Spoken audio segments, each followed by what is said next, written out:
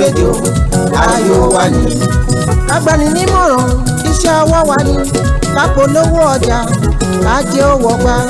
Distinct Radio ògo wa ni. Distinct Radio ayọ̀ wa ni.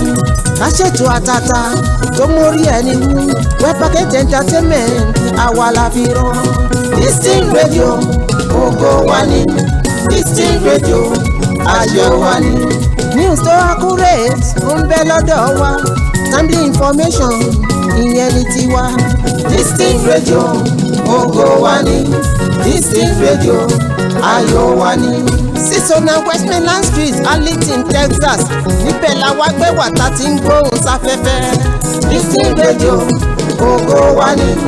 Distinct Radio ayọ̀ wa ni. Distinct Radio, #1 US Nigerian Community Radio. Ó yàtọ̀ jọ.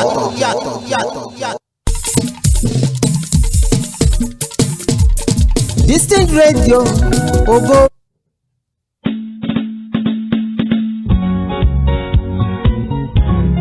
Ẹ̀yin tèmi orúkọ mi ni Káyọ̀dé Kìtì ẹ̀yin olólùfẹ́ mọ̀ sí Sexual Tools Njojo.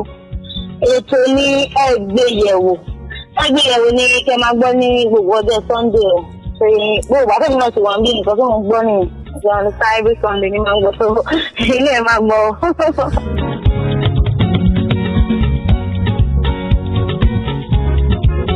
Ẹ̀yin tèmi l'Amẹ́ríkà gbogbo yín mo kí lọ kòkó. Èmi àtòríṣe máa ń yí ìgbà ẹ̀tẹ́rìbà àtòríṣe. Lọ́jọ́ Sunday ẹgbẹ́ ẹ̀ wo ẹ máa ń gbọ́ lọ́jọ́ Sunday ẹgbẹ́ ẹ̀ wo. Ìlà ọmọ bá dùn tó ń gbóhùn sí afẹ́fẹ́ ẹ máa ń gbọ́ lọ́jọ́ Sunday ẹgbẹ́ ẹ̀ wo. Ètò tuntun ètò alárànbarà ẹgbẹ́ ẹ̀ wo ẹ máa ń gbọ́ lọ́jọ́ Sunday ẹgbẹ́ ẹ̀ wo ẹ máa gbọ́ wíwí lónìí o ẹ máa gbọ́ wíwí lónìí o ẹgbẹ́ ẹ̀ wo. Lórí ètò ẹgbẹ́yẹ̀wò Kẹ́sì bá dùn ní ẹ máa pàdé ẹ má yí kúrò ẹ má gbé kúrò níbẹ̀ ẹgbẹ́yẹ̀wò lẹ́tọ̀ ńlá ètò akọ́nilọ́gbọ́n kọ́nilóye ẹgbẹ́yẹ̀wò pẹ̀lú Kẹ́sì bá dùn. Kẹ́sì bọ̀bọ̀ ẹgbẹ́yẹ̀wò ṣàlẹ̀ tó lọ́jọ́ Sunday lákọ́ mẹ́rin ìrọ̀lẹ́ ó Kẹ́sì bọ̀bọ̀ ẹgbẹ́yẹ̀wò ṣàlẹ̀ tó àwọn star láti Nàìjíríà ó láti ní kébé ẹ máa láǹfààní ó láti bá wọn sọ̀rọ̀ ó láti bọ̀ ẹnu wọn. Kẹ́sì bọ̀bọ̀ ló ń gbélé ìfilẹ̀ lọ́jọ́ Sunday ó lẹ́fí Sunday ẹjọ́ ẹ máa yí kúrò lágọ́ mẹ́rin ìrọ̀lẹ́ ṣáà ni àní lágọ́ mẹ́rin ìrọ̀lẹ́ Kẹ́sì bọ̀bọ̀ lágọ́ mẹ́rin ìrọ̀lẹ́ ṣáà ni.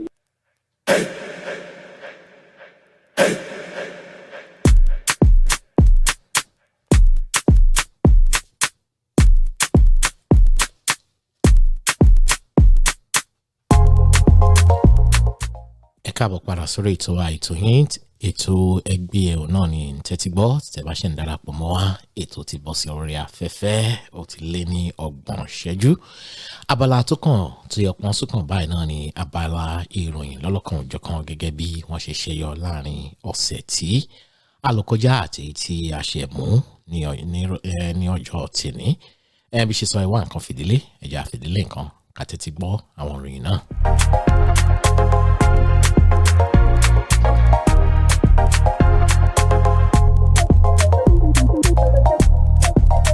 tó ṣàdédé náà ni ní òwúrọ̀ tìní nílẹ̀ Nàìjíríà náà ni a gbọ́ nínú ìròyìn pé bàbá wa Ọba Sàlíù Àkànmú Adétúnjì wọ́n ti darapọ̀ mọ́ àwọn alálẹ̀ ilẹ̀ yìí. Àwọn náà ni Olúbàdàn ti ilẹ̀ Ìbàdàn. Gẹ́gẹ́ bí àwọn oníròyìn wa ṣe kójọ náà ni pé òwúrọ̀ kùtùkùtù ní Sunday tí bá lè ní Sunday nílẹ̀ Nàìjíríà ní òwúrọ̀ kùtùkùtù náà ni wọ́n ní bàbá ni wọ́n wọ́jà ẹ̀nà wájà torí pé àkíní ọba kú nílẹ̀ Yorùbá ọba kì í kú ọba máa ń wájà ni ọba wájà wọ́n darapọ̀ mọ́ àwọn bàbá wọn. Bẹ́ẹ̀ ni ọba yìí náà ni ó ṣe wọ́n bá lórí gbogbo àwọn wọ́n bá lórí ìjọba àbílẹ̀ 11 tó yíká gbogbo ilẹ̀ Ìbàdàn. Ikú wọn ṣẹlẹ̀ láìpẹ́ yìí kò tí ì tó bí oṣù kan la ṣe kéde Ṣọ̀ún tìlú Ògbómọ̀ṣọ́ Ọba Jímọ̀ Oyèwòmí. Àmọ́ adúpẹ́ òkú bàbá kì í ṣòkú ọ̀fọ̀. Bàbá kú ní ọmọ ọdún 93. Mélòó nìyẹn ní ẹ̀yin Yorùbá student? 93 kí la pè 93 ní Yorùbá? Òǹkà Yorùbá mi ò tí ì débẹ̀, ṣé mọ̀ mi. Bẹ́ẹ̀ ni nínú àwọn tí wọ́n kéde nínú àwọn tí wọ́n jóye wa náà ni ní pópó Yemọja ní ààfin ọba ní ààfin Olúbàdàn. Wọ́n ní ohun tó ṣẹlẹ̀ náà ni pé bàbá ti ń ṣàárẹ̀ díẹ̀ àárẹ̀ àgbà ti dé bá bàbá, àmọ́ bàbá jásẹ̀. Nílé ìwòsàn ti Fásitì Ìbàdàn tá mọ̀ sí UCH University College Hospital tó wà nílùú Ìbàdàn. Wọ́n ní àwọn òjòyè aráàlú gbogbo àwọn èèyàn náà wà ní pópó Yemọja tí wọ́n dunnú tí wọ́n ń yọ̀ pé ọdún 2022 ó ṣojú wọn, láì mọ̀ pé bàbá ti darapọ̀ mọ́ àwọn alálẹ̀ ilẹ̀ yìí. Ìyẹn lọ bẹ́ẹ̀ ni ẹni tó jẹ́ ààrẹ orílẹ̀-èdè Nàìjíríà ajagunfẹ̀yìntì ààrẹ Muhammadu Buhari lè ní Sunday. Wọ́n bá wa kẹ́, wọ́n bá gbogbo ọmọ Yorùbá pàápàá jùlọ gbogbo ọmọ bíbí ilẹ̀ Ìbàdàn, gbogbo wọn náà ni wọ́n bá kẹ́dùn ikú bàbá wa Sàlíù Adétúnjí Ògúngúnnísọ̀. Wọ́n ní èèyàn dáadáa ni wọ́n, lédè Gẹ̀ẹ́sì wọ́n ní is a visionary and compassionate leader. Nípa wọ́n nípa lórí ilẹ̀, wọ́n sì ṣe wọ́n bá ìtí Elédùà gbà wọ́n láyè láti ṣe ní pé tó títí láéláé láàmú rántí wọn. Lẹ́yìn ìgbà yẹn náà ni ẹni tó jẹ́ Ọọ̀ni tilé Ifẹ̀ Ọba Adéyẹyè Ẹnìtàn Ògúnwùsì Ọ̀jájá kejì. Wọ́n bá gbogbo ọmọ ilẹ̀ Yorùbá, ọmọ Ìkàrọ̀ Òjíire gbogbo náà ni wọ́n bá kẹ́dùn. Wọ́n ní ọba wa Olúbàdàn ti ìlú Ìbàdàn Ọba Sàlíù Àkànmú Adétúnjí Ògúngúnnísọ̀. Bẹ́ẹ̀ ni ọba wàjà lẹ́ni Sunday. Níbi àtẹ̀jáde tó jáde, ẹni tó gbé jáde náà ni ẹni tó jẹ́ olùdarí àti alákòóso fún ìròyìn àti alukoro fún ọba, ìyẹn ọ̀gbẹ́ni Moses Ọláfáre. Òun náà ló sílẹ̀ di mímọ̀ ló kéde ilé fún ọba Ilé Ifẹ̀ tàmọ̀ sí Ọọ̀ni. Wọ́n ní bàbá ṣe dáadáa, a máa rántí wọn títí láéláé. Wọ́n sì gbìyànjú láti jẹ́ kí ìlú Ìbàdàn pàápàá jùlọ láti tẹ̀síwájú nílẹ̀ Yorùbá. Nínú ìròyìn náà ni kété náà ni àwọn oníròyìn wá òpin tó bàbá wàjà, ta ló tún wá kàn báyìí, ta ló kàn nílùú Ìbàdàn. Gẹ́gẹ́ bí a ṣe mọ̀, wọ́n máa ń tò láti jọba nílùú Ìbàdàn. Ọ̀nà méjì náà fi ń jọba nílùú Ìbàdàn, lọ́nà jagunjagun àbí ti ìgbàlódé tàmọ̀ sí ti civilian. Àwọn ọ̀nà tí wọ́n ń lò láti máa fi jọba nílẹ̀ Ìbàdàn nìyẹn. Àmọ́ kété táwọn oníròyìn wá wò ó, wọ́n ní ẹni tí ó kàn báyìí o, ẹni tó kàn láti jolúbàdàn tìlú Ìbàdàn. Àwọn náà ni ẹni tó ti jẹ́ amòfin, wọ́n ń ṣamòfin, wọ́n ti ṣe aṣojú-ṣòfin ti ìpínlẹ̀ Ọ̀yọ́ nígbà kan rí, olóyè gíga High Chief Lékan Balógun. Àwọn náà ni ó bọ́ sórí àlééfà yẹn láìpẹ́ láì jìnnà. Wọ́n ti ṣe sínétọ̀ rí fún ìpínlẹ̀ Ọ̀yọ́. Gbogbo wa náà la mọ̀ wọ́n ní Lékan Balógun. Wọ́n náà ni ó bọ́ sórí ipò.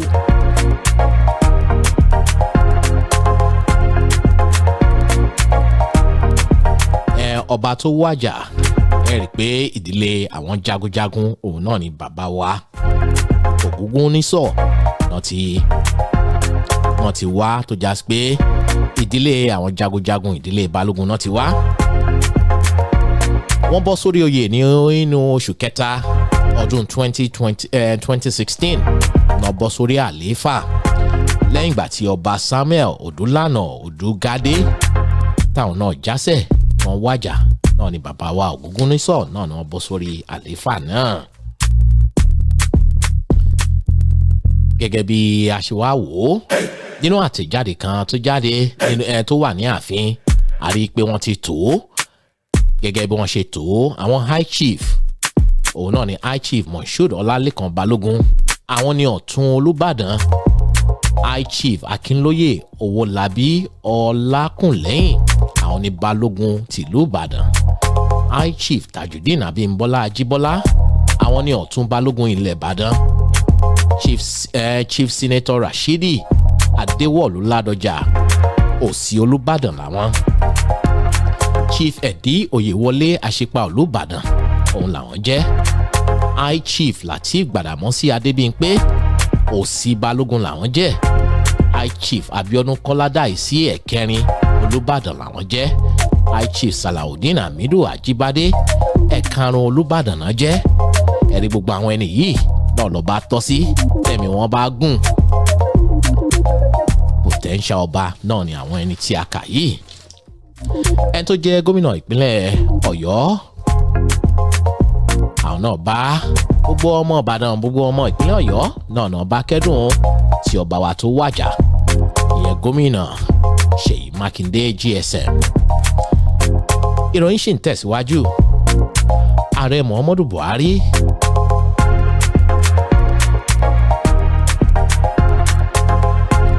gbogbo àlàáfíà àti òjọba nílẹ̀ Nàìjíríà wọ́n bá oṣù mẹ́tàdínlógún 17 months tó kù tí ààrẹ Muhammadu Buhari tí wọ́n máa fi dágbére tí wọ́n máa fi yẹ̀bá lórí àga àlééfà orílẹ̀-èdè Nàìjíríà ó tó àwọn sì nígbàgbọ́ pé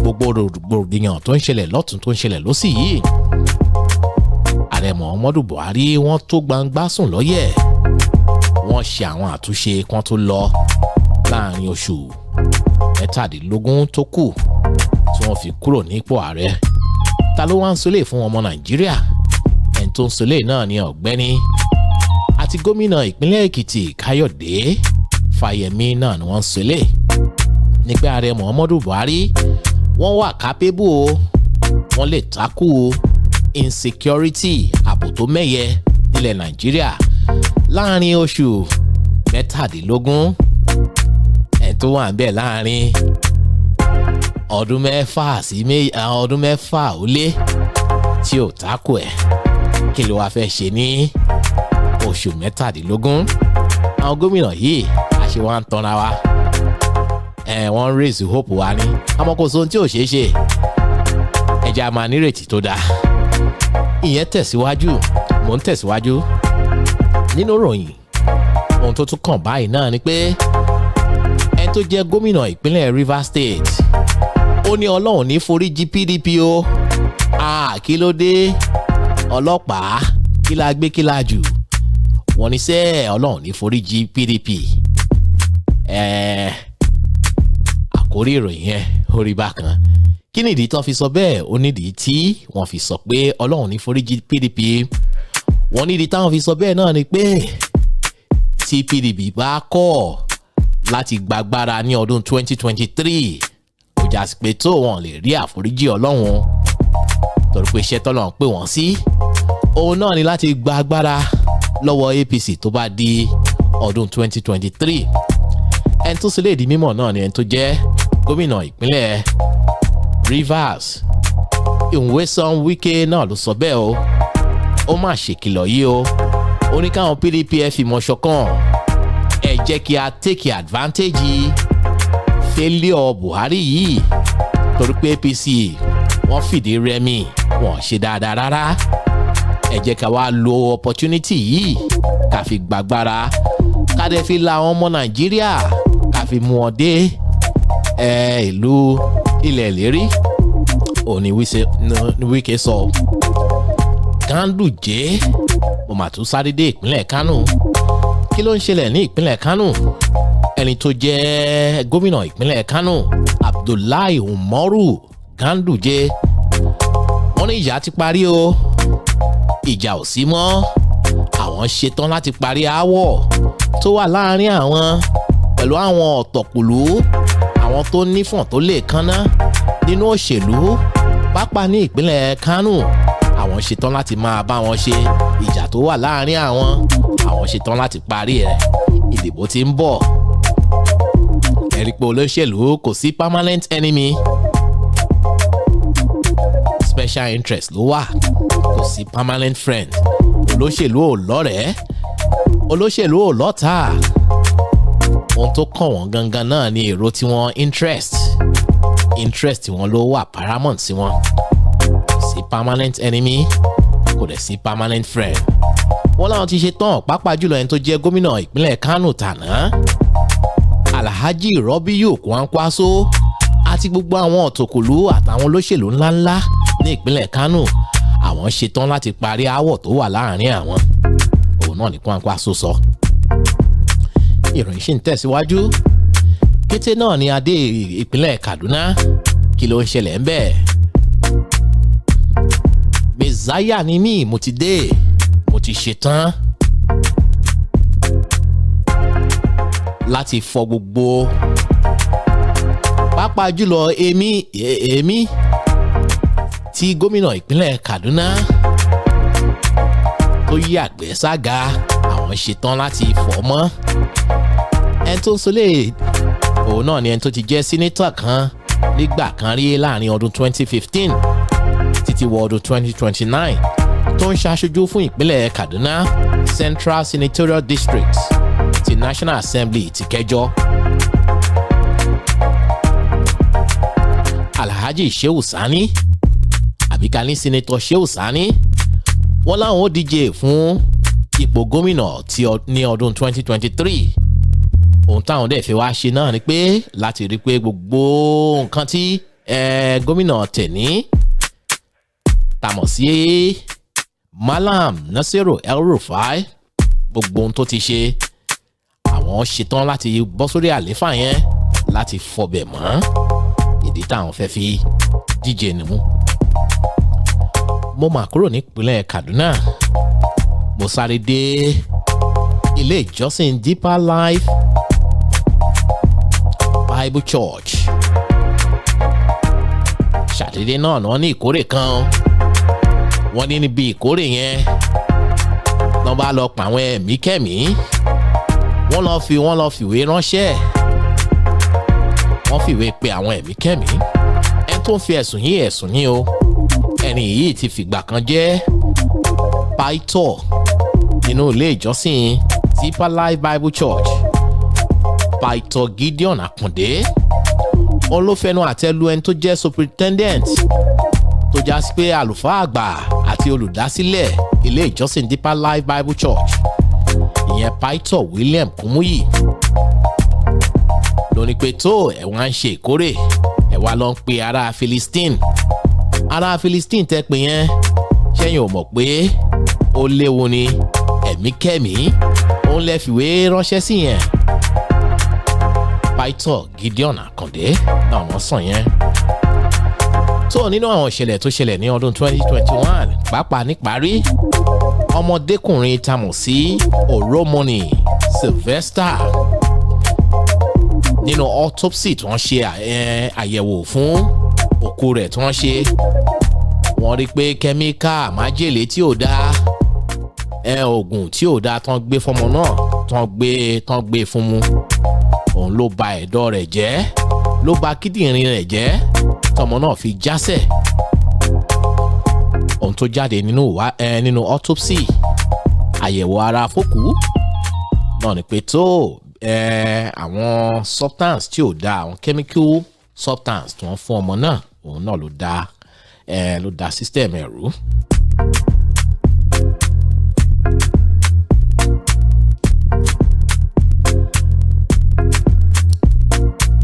so bẹ́ẹ̀ ni ká tó bọ́ sí ìròyìn the other news mo pè àwọn main topic wa láwọn ẹ̀rí fọ́tò bàbá wa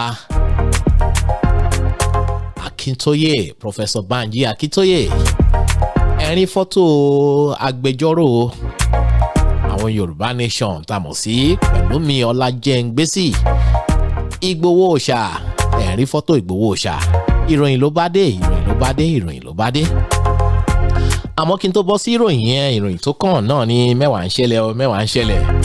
Ẹja sáré délùú Ghana káwọn tó ń ṣẹlẹ̀ nílùú Ghana, mẹ́wàá ń ṣẹlẹ̀ nílùú Ghana. Àmọ́ mò ń bọ̀, ẹja sáré délùú Ghana, kí ló ń ṣẹlẹ̀ pàtó nílùú Ghana? Ẹ jẹ́ n fi àwòrán yìí kì í fi hàn yín. Ẹ mọ̀ pé wọ́n máa ń ṣe àwọn service tó já sí pé tó bá di ìparí ọdún 31st wọ́n máa ń pè ní crossover, àdúrà àti ìyìn àti iṣẹ́ ìyanu oríṣiríṣi náà ni wọ́n máa ń gbé ṣe nílẹ̀ Ghana. Ohun táwọn ṣe ó ga gan. Jẹ́ kí a wò ó, mò ń bọ̀, àwòrán rẹ̀ náà ni ẹ̀rín yẹn, mi ò mọ̀ bóyá ẹ̀ ń gbọ́ ọ́díò ẹ̀. Ẹ jẹ́ ẹ̀ wò ó, èèyàn ara rédíò ẹ̀ tí ì gbọ́ kíní ẹ̀ ti máa gbọ́ báyìí.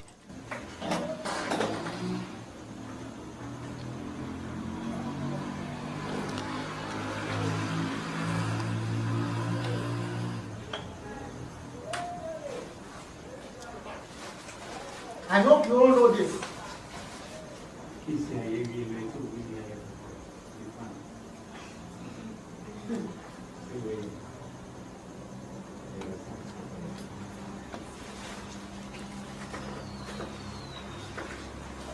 Amen.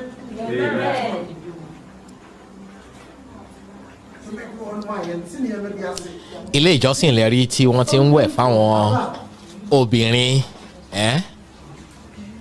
tó ń wẹ̀ fún wọn ní wòwò tí wọ́n kọjú sáwọn pàìtàn méjì. Ilẹ̀ Ghana náà ní ilé láti rí àfọ́nrán yìí o.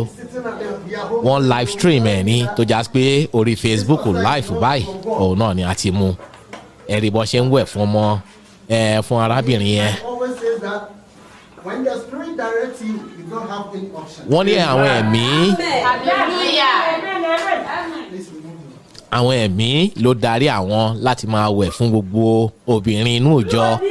Wọ́n fẹ́ wẹ̀ fún wọn láti kó gbogbo ibi tó wà lára wọn. Òun náà ni wọ́n ṣe ń wẹ̀ fún wọn. Wọ́n fẹ́ kí wọ́n wẹ̀ tó já pé ṣé ìrìbọmi la pèlè baptism. Wọ́n ní àwọn ẹ̀mí crossover night náà ti ń ṣe lé lóríṣiríṣi. Ẹ jẹ́ tẹ̀síwájú. Ẹ rí. Hallelujah. Amen. So.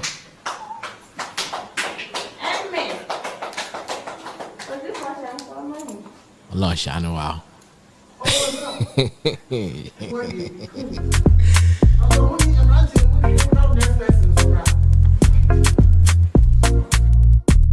Ibi ìsọjí kan lẹ̀ ń wò yẹn o nílẹ̀ Áfíríkà lórílẹ̀‐èdè Ghana.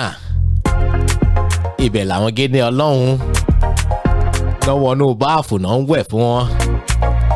Tán bá wẹ̀ fún wọn tán wọ́n para fún wọn.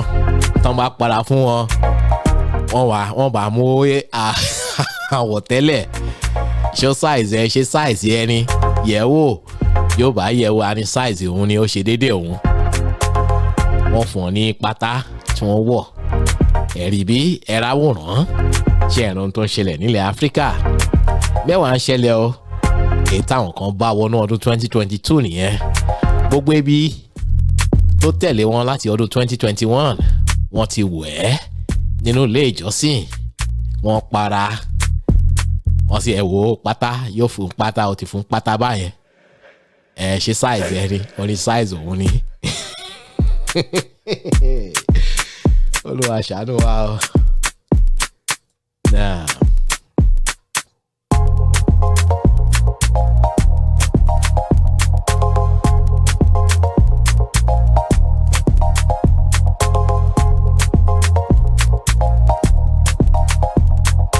Ẹ rí pé mẹ́wàá ń ṣẹlẹ̀.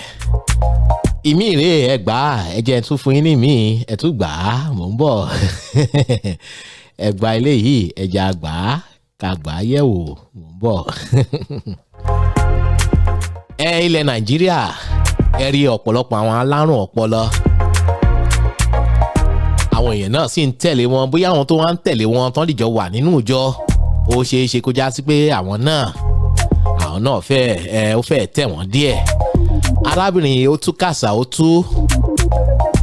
tú oríṣiríṣi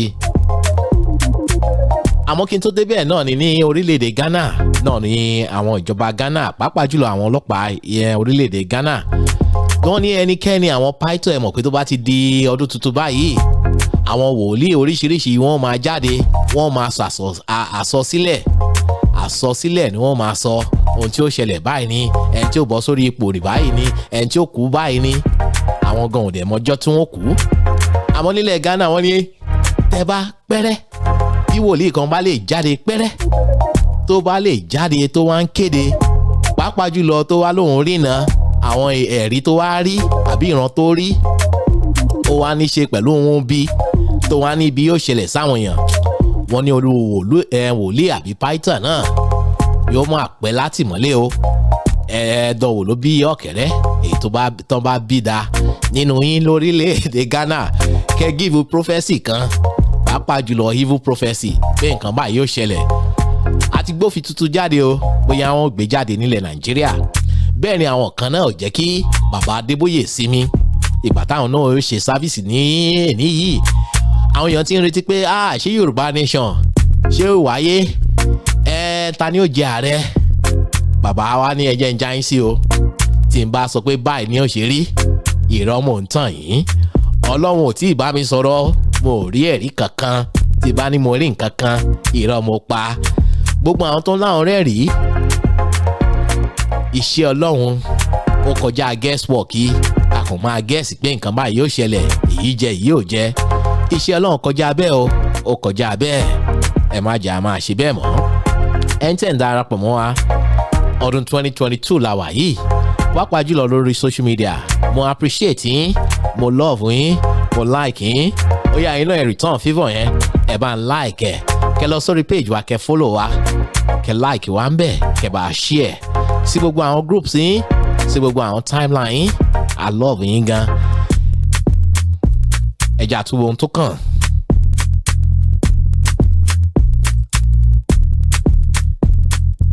bẹ́ẹ̀ ni arábìnrin kan pító ni wọ́n bí ṣe sọ mo ní àwọn alárùn ọpọlọ wọ́n máa pọ̀ nílẹ̀ Nàìjíríà o tó jẹ́ pé ọ̀pọ̀lọpọ̀ wọn náà wọ́n á ṣe ilé ìjọsìn náà sọ bótobòtó ló ń jáde lẹ́nu wọn bótobòtó báyìí náà ló ń jáde lẹ́nu wọn.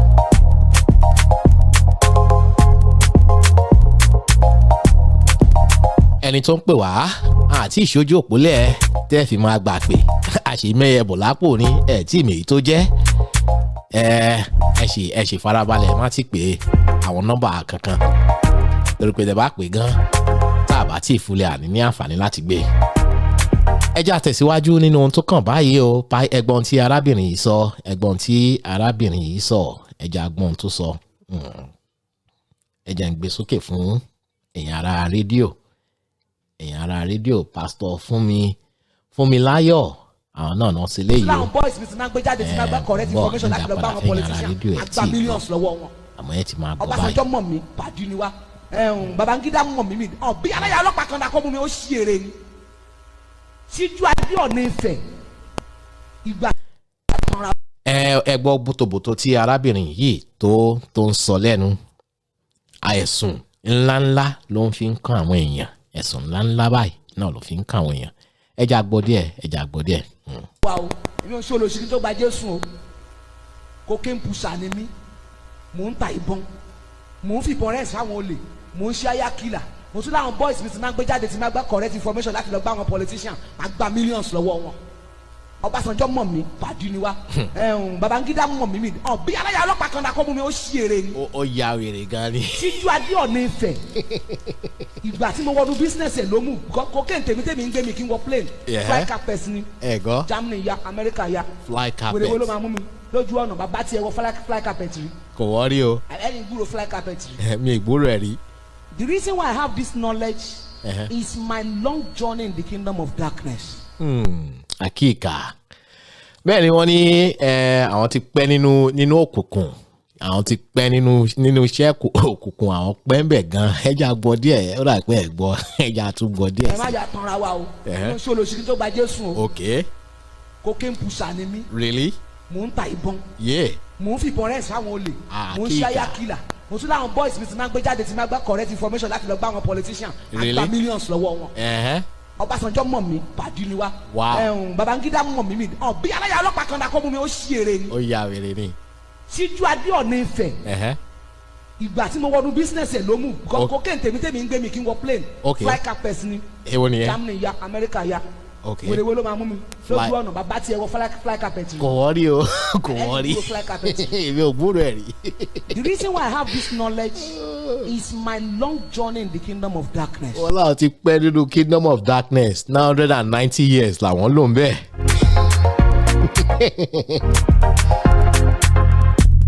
Olúwa o ṣàánú àwọn èèyàn mi o.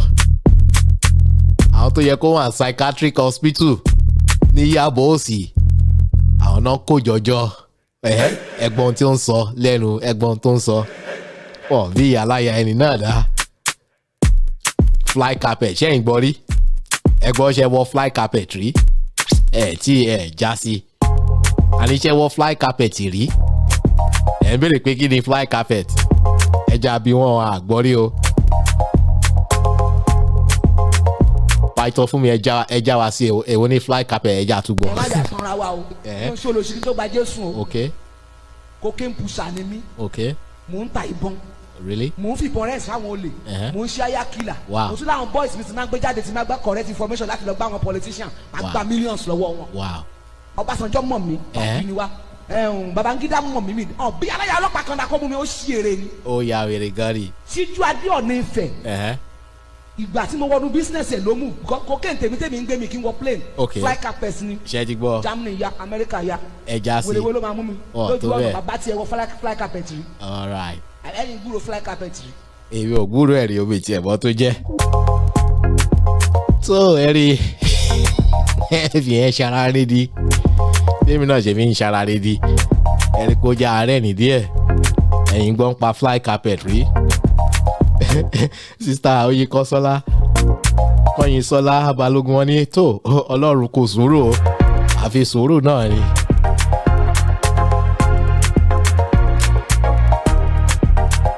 Àfi sùúrù ni o. Okay, kí n tó ṣí òpó mi lẹ̀ níwọ̀nba.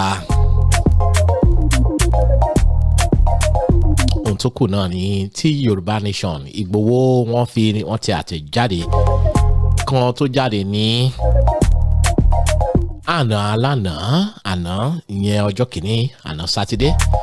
Òun náà ni wọ́n kí gbogbo ẹ̀yin ọmọ Yorùbá káàkiri nílé lóko lẹ́yìn òdì káàkiri gbogbo ibi tẹ̀ wá. Gbogbo yín náà ni wọ́n kí. Lẹ́yìn ìgbà tí wọ́n kí wa tán wọ́n bá pe ààrẹ Muhammadu Buhari. Wọ́n ní kí wọ́n rántí ibi táwọn ti bẹ̀rẹ̀ ìkéde táwọn ń kéde ńgbà náà ni pé orí ààbò yìí náà ni orí ààbò ohun táwọn ń jà fún nìyẹn. Wọ́n bá rántí báwọn ṣe bẹ̀rẹ̀ báwọn ṣe lọ sí Gàngán táwọn ṣe ń pariwo táwọn ṣe ń kéde káàkiri lórí ààbò tó mẹ́yẹ. Wọ́n láwọn ò ní jà pẹ̀lú ààrẹ Muhammadu Buhari o, kò sí jà o. Àwọn ò ní jà pẹ̀lú ààrẹ Muhammadu Buhari. Lédè òyìnbó tí wọ́n kọ wọ́n ní I'm not at war with Muhammadu Buhari. Àbí àwọn gómìnà àbí àwọn olóṣèlú àwọn ọ̀tọ̀kùlú kò sí ẹnikẹ́ni tí mo bá níjà o. Ogun ò sí láàrin wa o. Kó bá lè dá nílẹ̀ Yorùbá kábò bá lè péye nílẹ̀ Yorùbá. Òun náà ni ẹni tí a mọ̀ ní olóyè Sunday Adéyẹmọ tẹ̀yìn olólùfẹ́ rẹ̀ tẹ̀ mọ́ ní Sunday Ìgbòho. Wọ́n láwọn oníjà pẹ̀lú ààrẹ Muhammadu Buhari o àti àwọn gómìnà káàró òjíire o. Ipò ohun táwọn fẹ́ náà ni àlàáfíà fúnlẹ̀ Yorùbá. Ohun táwọn ń jà fún náà nìyẹn. Kété tó ń sọ yẹn tán inú ìròyìn náà láti wá ń gbọ́ ẹni tó tẹ àtẹ̀jáde yìí tó tẹ̀ jáde òun náà ni ẹni tó jẹ́ agbẹjọ́rò fún Yorùbá Nation and Determination àbí agitation. Òun náà ni ẹni tí a mọ̀ sí amòfin Pẹ̀lúmi Ọlájẹ́ngbésì. Ó dà pé títẹ̀ tí wọ́n tẹ̀ jáde kò fẹ́ dùn mọ́ àwọn Yorùbá Nation secessionists àwọn tó fẹ́ gba òmìnira àwọn agitators. Wọ́n nítorí pé gbólóhùn tó jáde yẹn kò fẹ́ jọ gbólóhùn olóyè Sunday Ìgbòho àfi bíi pé olóyè Sunday Ìgbòho fẹ́ máa compromise àbí kò já sí pé Ọlájẹ́ngbésì ìyẹn agbẹjọ́rò yẹn ló fẹ́ máa compromise ló fẹ́ máa wojú rere ààrẹ Muhammadu Buhari àti àwọn olóṣèlú ni pé látàrí bẹ́ẹ̀ àwọn ò fọwọ́ sí. Kété náà ni a gbọ́ Ọlájẹ́ngbésì bá jáde ó lóun ò ṣojú mọ́ òun ò ń ṣe agbẹjọ́rò fún Yorùbá Nation mọ́ òun ti jáwọ́ torí pé òun ò wà nínú àwọn tó ń jìjàgbara fún Yorùbá Nation. Clienti tó já pé oníbàárà lẹ jẹ́ sóhun tí náà ò bá dẹ̀ wọ̀ kó ń kálukú máa lọ́n lọ tiẹ̀ òun ti jáwọ́ òun bá yín lọ́wọ́ sí à ń ṣojú à ń ṣẹ̀yìn fún yín nílé ẹjọ́ mọ́. Ọlájẹ́ngbésì náà ló ṣẹlẹ̀ lẹ́yìn ìgbà tí wọ́n ti àtẹ̀jáde lánàá sátidé nílẹ̀ Nàìjíríà pé Sunday Ìgbòho ó ń kí gbogbo ọmọ káàárọ̀ òjíire wọ́n sì ń bẹ ààrẹ Muhammadu Buhari pé tó ààbò làwọn fẹ́ o àwọn ò níjà pẹ̀lú ààrẹ Muhammadu Buhari. Bẹ́ẹ̀ ni ẹni tó jẹ́ bàbá wa tó jẹ́ aṣojú tó jẹ́ kàn nínú à ń jìjàgbara Yorùbá Nation yìí bàbá wa ọ̀jọ̀gbọ́n Bánjí Akíntóyè wọ́n láwọn ò fọwọ́ sí ohun tí Ọlájẹ́ngbésì tó sọ torí pé ní ọdún 2022 tá a wà yìí bá a ṣe mọ àwọn ìdìbò méjì náà ni ó ṣẹlẹ̀ nílẹ̀ káàárọ̀ òjíire ìkan yóò ṣẹlẹ̀ ní ìpínlẹ̀ Èkìtì ẹ̀kejì yóò ṣẹlẹ̀ ní ìpínlẹ̀ Ọ̀ṣun nínú ọdún 2022 yìí bàbá wa ń sọ ìyẹn bàbá wa Bánjí Akíntóyè wọ́n ní ìdìbò gómìnà àti House of Assembly tó fẹ́ ṣẹlẹ̀ ní ọdún 2022 kò ní ṣẹlẹ̀ kò ní wáyé nílẹ̀ Yorùbá torí pé kó tiẹ̀ tó dìgbà náà Yorùbá Nation yóò ti wáyé o yóò ti wáyé àwọn ti gba òmìnira wọ́n sì wá ń fi àǹfààní wọ́n fi ń kí gbogbo ẹ̀yin agitators gbogbo ẹ̀yin ọmọ Yorùbá nílé lóko lẹ́yìn òdi wọ́n ní tó ibi tá à ń lọ kò jíán àmọ́ ibi tá à ń yà náà ló pọ̀ àwọ̀ lè wà láàrin wa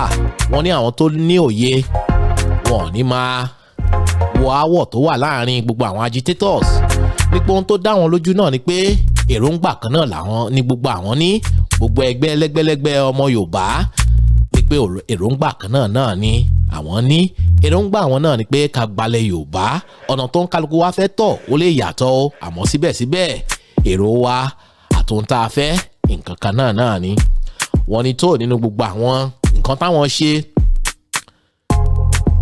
tó jẹ́ ohun pàtàkì fún ọmọ káàárọ̀ òjíire tí àlàáfíà ó fi jọba wọ́n ní wọ́n ti ṣe áàpù tuntun áàpù náà wọ́n ń pè ní pàjáwìrì wọ́n ní kẹ́ lọ download ẹ̀ wọ́n sanwó fún wa àmọ́ a bá wọn kéde níbi ìròyìn kíkà náà ni pé áàpù pàjáwìrì wọ́n ti ṣe jáde ní ọdún 2021 tẹ̀ ní àǹfààní láti máa kéde ohun tẹ́ bá rí tó bá kù díẹ̀ káàtó ẹ máa fi sórí áàpù náà tó bá jẹ́ lórí ààbò ni bóyá ẹ rí Fúlàní kan tó ń ṣe kétékété ẹ fi sórí áàpù ẹ bá fi sórí áàpù gbogbo àwọn àmọ̀tẹ́kù wa gbogbo wọn náà ni a máa bá ṣiṣẹ́ wọ́n ní Yorùbá Nation no going back Ọlájẹ́ngbésì èyí tó sọ yẹn àtẹ̀jáde tó tẹ̀ yẹn kì í ṣe tiwa kì í ṣe ti Sunday Ìgbòho wọ́n ní kẹ́ tó fọkàn balẹ̀ o láìpẹ́ láì jìnà nínú ọdún 2022 yìí wọ́n ní olóyè Májàsọ́lá Sunday Ìgbòho Babadami wọ́n ní yóò gbọ́ òmìnira láìpẹ́ láì jìnà wọ́n ní kẹ́ máa fojú sọ́nà láìpẹ́ láì jìnà wọ́n gba òmìnira wọ́n kúrò nínú àhámọ́ tán wà àwọn náà bọ́ síta gbangba láti máa tẹ̀síwájú bẹ́ẹ̀ ni ohun tuntun kan tí ń fi máa ká ẹsẹ̀ ìròyìn nírọ̀lẹ́ tèmi ẹni tó jẹ́ aṣojú ṣòfin nígbà kan sàmọ̀ sí Abdulmumin Jibrin ó kéde lánàá sátidé torí pé ó jẹ́ kan nínú àwọn tí wọ́n ń ṣe ìkéde ìbò fún Jagaban Bọ́lá Ahmed Tinubu ó wà nínú Bọ́lá Ahmed Tinubu Support Group Council wọ́n ní láìpẹ́ láì jìnnà olóyè Bọ́lá Ahmed Tinubu wọ́n jáde láti kéde díje fún ipò ààrẹ ti ọdún 2023 wọ́n ní ẹ fọkànbalẹ̀ o swaga ń bọ̀ àwọn swaga yín ẹ jẹun sókè ṣe ẹran tí wọ́n ṣe jẹun sókè lẹ́kọ̀ọ́ láyé Jagaban wọ́n ní gbogbo Nàìjíríà ó jẹun sókè ẹ chop up láìpẹ́ láì jìnnà Jagaban láwọn ń bọ̀ àwọn kéde tẹ́yìn ọmọ Nàìjíríà bá ti fọwọ́ sí ṣe ní kí wọ́n díje wọ́n ní tẹ́ bá ti fọwọ́ sí Jubril wọ́n á tẹ̀síwájú oníta bá wo gbogbo àwọn tí wọ́n fẹ́ díje ààrẹ ní ọdún 2023 ẹnìkan ta lè tọ́ka sí pé kò ní ẹlẹ́yàmẹ̀yà nínú ìwà rẹ̀ nínú ìṣesí rẹ̀ wọ́n ní Bọ́lá Ahmed Tinubu ni ẹni tó ń bára alé ṣe ẹni tó ń bálejò ṣe pàápàá jùlọ iṣẹ́ tó ń gbé ṣe nínú ẹgbẹ́ APC kì í ṣe kékeré gbogbo àwọn làwọn mọ̀ nítorí ẹni tí alátìfọwọ́ talátifò ń tẹ̀lù ní ọdún 2023 látẹnu tí wọ́n nìyẹn o.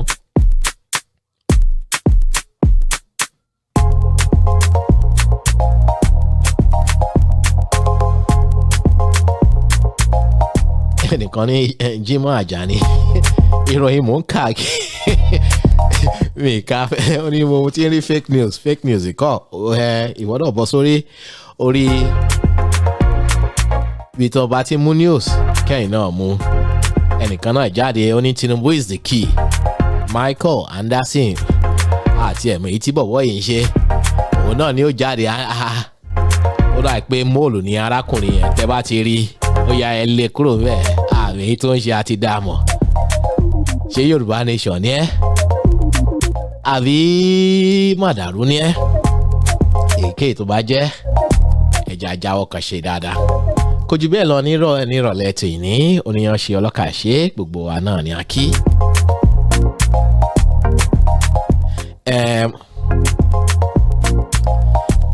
Kí n tó ṣí ojú òpó mi lẹ̀ ibi tí tàbẹ́tò dé ní ọdún 2021 ètò kan tá a ṣe kẹ́yìn ta ni a ṣe apá kejì ẹ̀ bóyá ká fi apá kejì ètò yẹn ká fi sí ọ̀sẹ̀ tó ń bọ̀ ní àmọ́ mo sì ní wákàtí díẹ̀ tẹ́ bá fẹ́ ká tẹ̀síwájú mo sì ní ìṣẹ́jú díẹ̀ mo sì ní bí 40 ìṣẹ́jú ó lé láti fi jíròrò ohun tá a jíròrò nígbà tí mo gbóhùn sáfẹ́fẹ́ gbẹ̀yìn ní ọdún 2021 bí ọ̀sẹ̀ mẹ́ta sẹ́yìn náà ni pé a ní níbo ní ilé ọ̀pọ̀lọpọ̀ náà ni wọ́n náà sọ̀rọ̀ mi ìgbàgbé wákàtí bàbá kan dá wọ́n ní mo ti kíní kan rèké odò mo ti ṣe kíní mi rántí orí ẹ̀wọ̀n àgọ́ mi wá mo ti gun òkè odò bóyá afárá ti já nǹkan kan bẹ́ẹ̀ bàbá ìlú ọba làwọn fi kalẹ̀ sí wọ́n nílùú ọba táwọn wà yẹn òun náà ní ilé fáwọn ibi táyìn wà nírọ̀lẹ́ tèní ṣé bẹ́ẹ̀ nílé fún yín ni pàápàá jùlọ àtàwà lájò ibo là ń pè nílé gbogbo àìgbàta kúrò Nàìjíríà ètò ààbò àbí nǹkan kan ló jẹ́ àfìlú Nàìjíríà lẹ̀ làbáṣẹ dé ìlú Amẹ́ríkà dé ìlú Canada dé ìlú ọba àmọ́ kí n tó débẹ̀ yẹn mo fẹ́ fi àkókò yìí fi dúpẹ́ fún gbogbo àwọn tó bá díje níbi àjọ̀dún ọdún kẹsàn-án wa tá a ṣe bí ọ̀sẹ̀ kẹta tó lọ ọ̀pọ̀lọpọ̀ àwọn èèyàn náà ni ó jẹ ẹ̀bùn àwọn èèyàn 12 náà ni wọ́n jẹ ẹ̀bùn wa àwọn èèyàn 6 wọ́n ti gba ẹ̀bùn wọn mo ní kéde àwọn èèyàn 6 kan àwọn kọ̀ wọn ò fẹ́ gba ẹ̀bùn ẹgbẹ̀rún 10 náírà wọn tó já sí pé àwọn olólùfẹ́ wa wọ́n ní ká fi ìṣọwọ́ sí wọn níbi yìí kó tó tá a ṣe ẹ jẹ̀bùn kí ló dé tẹ́ fẹ́ gba ẹ̀bùn yín àwọn nǹkan tá a ní kẹ́ ṣe tá a fi ṣe ìdíje yẹn kì í ṣe ohun tó le púpọ̀ àti yí kó tó ẹ ti jẹ́ àní tẹ́ ẹ bá ti follow wa lórí Facebook kẹ́ follow wa kẹ́ like wa tẹ́ ẹ bá ti subscribe sí orí channel wa lórí YouTube ẹ lọ sórí YouTube ẹ ṣàwárí Distinct TV kẹ́ subscribe a wà lórí Instagram náà kẹ́ follow wa tẹ́ bá ti wá ṣe gbogbo yẹn tán ẹ fi àwọn ẹ̀rí pé ẹ ti ṣe screenshot ẹ take a screenshot lórí app wa tẹ́ bá lọ sórí app wa tẹ́ bá bọ́ sí abala social links tẹ́ bá ti click ẹ lè ṣe gbogbo ẹ lórí app wa ṣé ti download app wa ẹ bá download app wa ẹ lọ sórí Android àwa ń bẹ̀ ẹ lọ sórí Apple àwa ń bẹ̀ kẹ́ download DNC radio D fún Doremi N fún Nancy R fún C fún Charlie radio bá tẹ̀lé kẹ́ download ẹ kẹ́ máa gbọ́ wa kìtìkìtì àwọn tó ti gbẹ̀bùn wa wọ́n mọ́ra wọn kò sí nínú iṣẹ́ mi kò sí nínú wà mí pé gẹ́gẹ́ bẹ́ẹ̀ ṣe mọ̀ èmi ò láàkì ìfihàn àbí àmì tí wọ́n bá ń ṣe kí wọ́n ṣe lórí àníyàn tó dáa ọ̀pọ̀lọpọ̀ ní ẹ̀hún tó tiẹ̀ common nílẹ̀ Nàìjíríà wọ́n láwọn ó ṣe àbí nílẹ̀ láwọn òkèrè àwọn yóò máa ṣe give away wọ́n á gbé information àwọn tá a ṣe transfer fún anórúkọ wọn ní ẹ̀rí